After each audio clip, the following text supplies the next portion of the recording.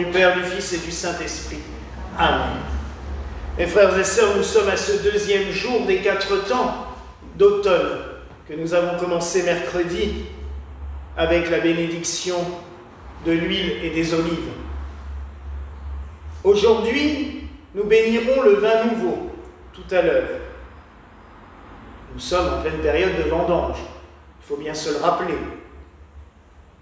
Mais nous entendrons aussi à nouveau cette admirable préface que nous avons déjà chantée mercredi, qui fait le lien si beau entre l'olive, l'huile, qui est le symbole du Christ, qui a reçu l'onction, et le vin nouveau, qui est le Christ, qui se donne à chacun et à chacune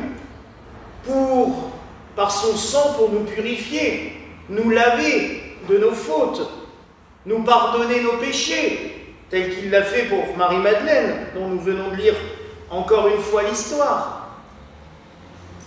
Mais aussi le vin nouveau, qui, comme le dit certaines prières, va nous donner l'ivresse. Alors, soit dit en passant, c'est une formule, parce que pour obtenir l'ivresse avec du vin nouveau, il faut en avaler quand même quelques litres, vu qu'il n'y a, pour ainsi dire, pas d'alcool dedans. Mais c'est tout simplement pour nous montrer à quel point le Christ est venu pour nous apporter la joie. Et ça, on ne le rappelle pas assez. Combien de fois, et j'avais un ami prêtre qui le disait aussi, comment vous pouvez annoncer le Christ ressuscité avec vos faces de carême? Quand il voyait les gens sortir de l'église avec des têtes qui faisaient 4 pieds de long, en faisant la tête, en critiquant, en râlant, il dit, mais c'est pas possible, qu'est-ce que vous n'avez pas compris durant la messe à laquelle vous avez assisté? Le Christ est vivant, il est ressuscité, il nous apporte la vie, il nous apporte la joie, il nous apporte le sourire. Et il faut bien se rendre compte aussi, alors c'est pas pour proclamer comme quoi il faut se rendre ivre en permanence et boire du vin, mais le Christ a quand même souvent utilisé l'image du vin dans son ministère. Le premier miracle qu'il fait, c'est quand même de transformer de l'eau en vin. On pourrait même se dire, il n'a rien trouvé de plus futile. Il leur fait du pinard pour qu'ils puissent s'amuser à un mariage. Et comme disait le père Duval en rigolant, en plus c'était pas de la piquette, c'était du Saint-Émilion qu'il leur a fait. C'est vrai, l'évangile nous le précise. C'est même, moi ça m'a toujours fait éclater de rire, parce que quand on voit à quel point les évangélistes sont avares en détail, qu'on aurait aimé savoir sur la vie du Christ, ils omettent des passages complets en se disant, bon, ça ne les intéressera pas, mais ils se sentent obligés de préciser que le vin des noces de Cana, il est meilleur que celui qui avait été servi avant durant le repas. Le Christ s'est cassé la tête à faire un miracle, en plus un très bon vin. Soit dit en passant, à l'heure actuelle, on ne boirait pas du tout le vin qu'ils buvaient à l'époque.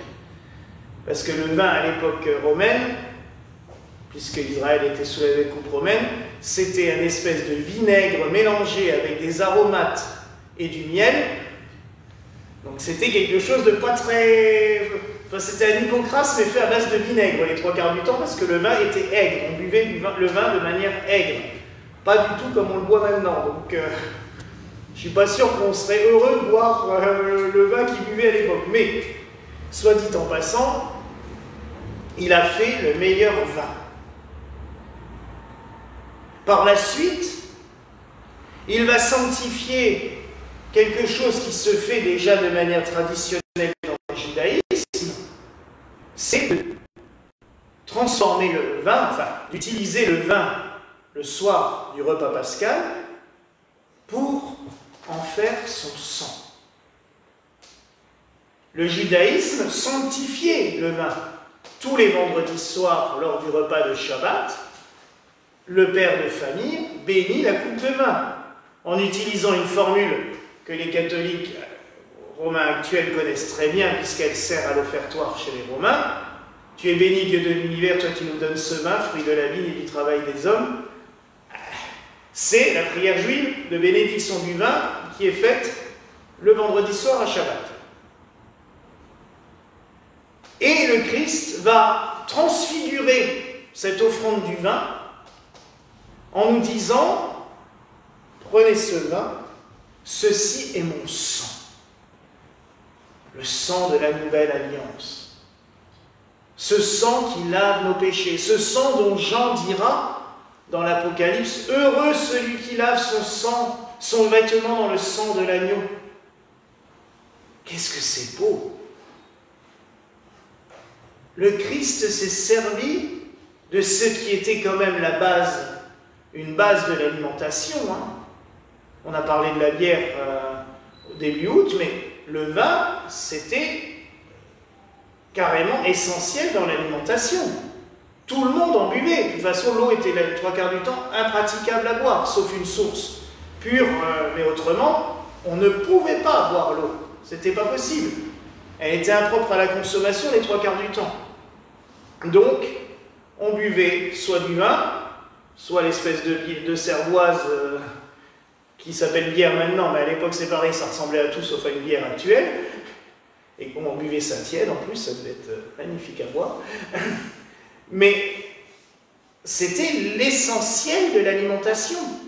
Même les enfants buvaient du vin. Ne sois pas surpris, je rappelle qu'en France, jusqu'en 1956, tous les enfants à l'école primaire avaient droit à 25 centilitres de vin tous les jours. Les choses ont évolué dans notre pays quand même. Mais jusqu'en 1956, on servait du pinard aux enfants à l'école. Ça tenait chaud, ça réconfortait, ça...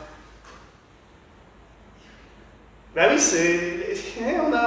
les choses évoluent avec le temps, mais ça a été quand même, je dirais, pendant plus de 3000 ans en tout, la base essentielle de l'alimentation. Et le vin, c'est aussi un symbole qui nous rappelle ce que nous avons chanté en chant d'entrée, qui est tiré d'Isaïe. La vigne du Seigneur, c'est la maison d'Israël, c'est-à-dire c'est nous toutes et tous. Nous sommes la vigne du Seigneur. Il nous a choyés, il s'est occupé de nous, il nous a mis sur un fertile coteau, il nous fait grandir, il envoie des ouvriers à sa vigne. Il y a aussi cette parabole des ouvriers qui vont à la vigne.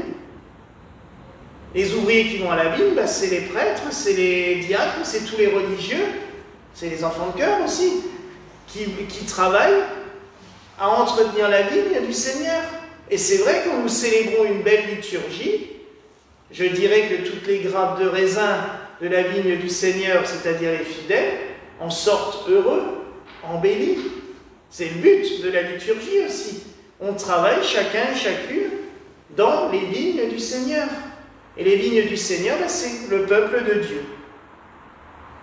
Donc en nous faisant bénir le vin, nous rendons grâce à Dieu pour ce cadeau, pour ce don. Nous lui rendons grâce aussi de nous avoir ramené la joie. La prière de bénédiction aussi va faire le parallèle entre le vin qui réchauffe et la gloire de Dieu qui réchauffe nos cœurs.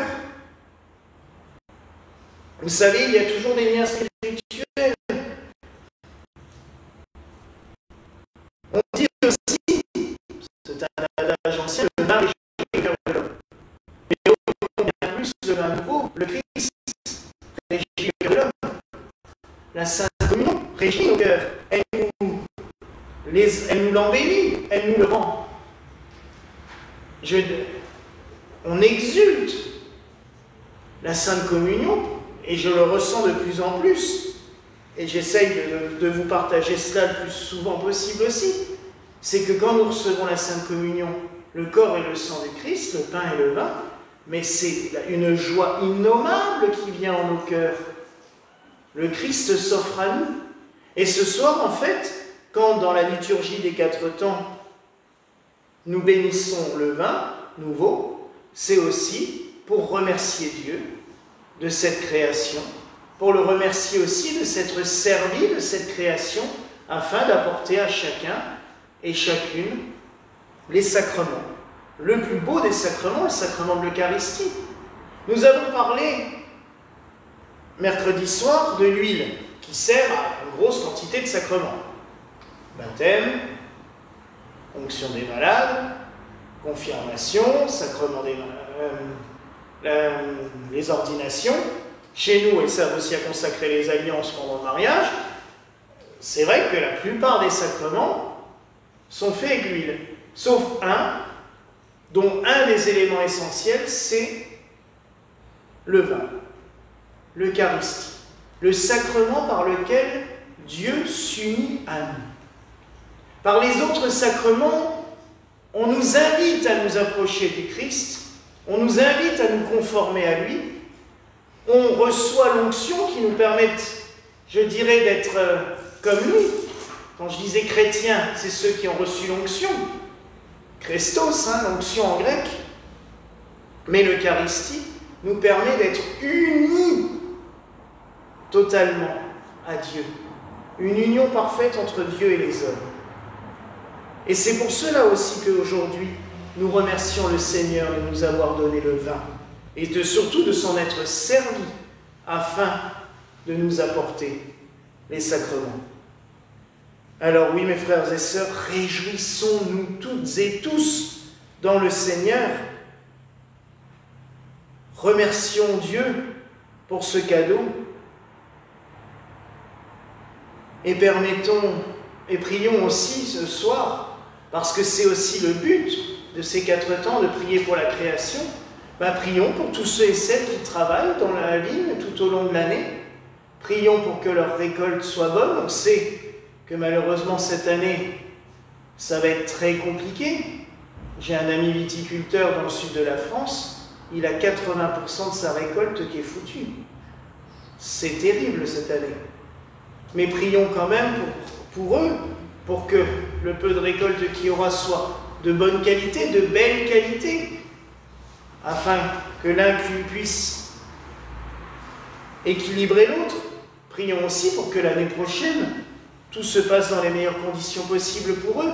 Vous savez, on en parlait mercredi soir avec Théo, ces 4 temps, ça permet aussi de nous permettre de prendre en considération ce qui est autour de nous. On nous parle du matin au soir d'écologie à la télé, ou même des fois dans des discours politiques, ou même maintenant dans les églises, mais si on respecte la liturgie, le calendrier tel que nous le faisons, tout est déjà pensé par l'Église depuis 2000 ans. Les 4 temps, c'est une liturgie qui a été créée au IVe siècle. Remonte, c'est un des tout premiers. Et déjà à l'époque, on pensait tout à chaque saison, à ceux qui devaient advenir, à ceux qui travaillent, à ceux qui produisent, ceux qui récoltent. On pensait aussi à demander à Dieu une protection toute particulière pour la création. Alors ce soir, pensons à tout cela. Prenons en considération que même si nous sommes tranquilles dans notre petite ville, il y en a qui sont à la campagne, qui travaillent dans les vignes. Ce matin, on est passé justement pour aller chercher le vin nouveau. On a vu les vendangeurs dans les vignes. C'est aussi un dur travail. Quand il fait beau comme aujourd'hui, ça va, mais la semaine dernière, avec le froid, ça devait être beaucoup plus rude, beaucoup plus difficile. Et quand il pleut, imaginez. Donc pensons à eux aussi ce soir. Prenons en considération tout ce qui est autour de nous. Remercions le Seigneur pour tous ses bienfaits, pour tous ses cadeaux. Et surtout, remercions-le pour la joie qu'il nous donne. Voilà la grâce que je nous souhaite en ce soir au nom du Père, du Fils et du Saint-Esprit. Amen.